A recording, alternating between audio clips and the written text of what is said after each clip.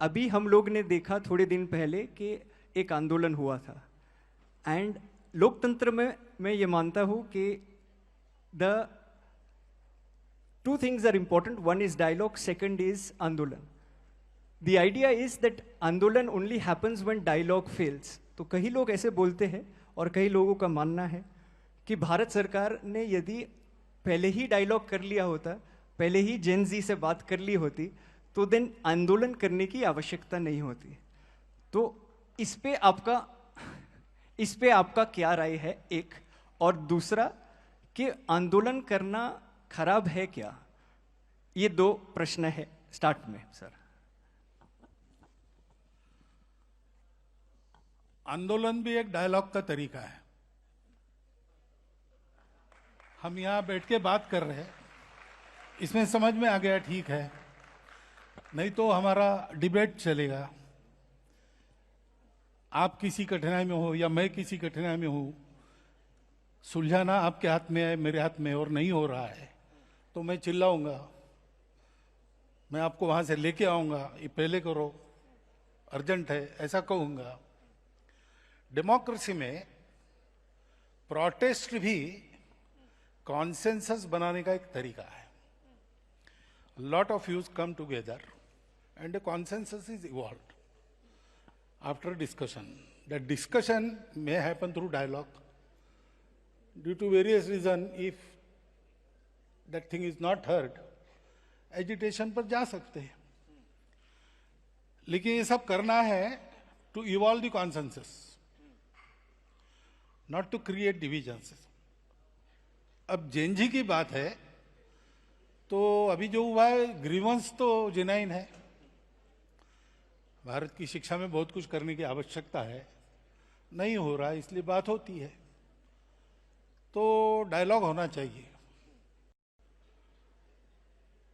Dialogue के बाद नहीं होता तो क्या करना, बात की बात है।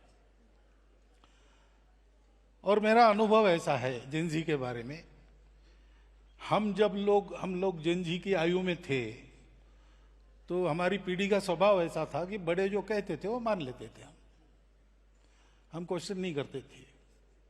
तो उस समय की परिस्थिति। अभी जेन जी, वो जेन अल्फा, वो प्रश्न पूछते हैं, उनको लॉजिकल आंसर चाहिए, करेक्ट, और इसके साथ प्यार चाहिए। प्यार है तो ये आंसर दे सकते हैं।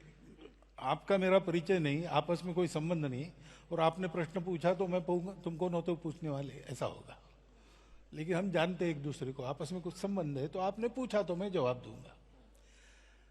तो ये बातें होनी चाहिए।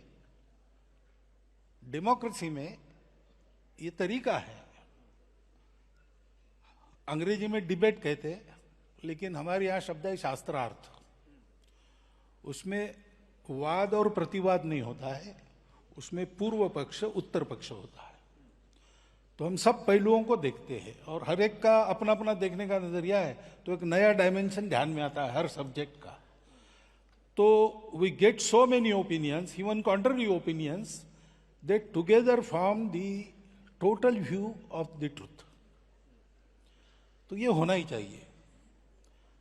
तो जेन जी ने आंदोलन नहीं करना चाहिए वगैरह, ऐसा मैं करूंगा नहीं। लेकिन कैसे करना, क्या करना डेमोक्रेसी में, इसके तरीके भी बताए हैं। अब कॉन्स्टिट्यूशन हमको जिन्होंने दिया, डॉक्टर बाबा साहब आम्बेडकर का, अगर 2 स्पीचेस हमने पढ़ लिए तो ये कैसे करना, क्या करना, उसका उसमें इंडिकेशन है, वो देखना चाहिए। और हम लोगों को भी ऐसा देखना चाहिए कि अगर जेन जी चिल्ला रही है तो विरोध के लिए नहीं चिल्ला रही, कुछ तकलीफ है इसलिए चिल्ला रही। बिल्कुल, उसको ठीक करना चाहिए। एजिटेशन जो होना है वो आपके खिलाफ या मेरे खिलाफ न होकर वो सिस्टम करेक्शन के लिए होना चाहिए। करेक्ट, तब सब ठीक रहेगा।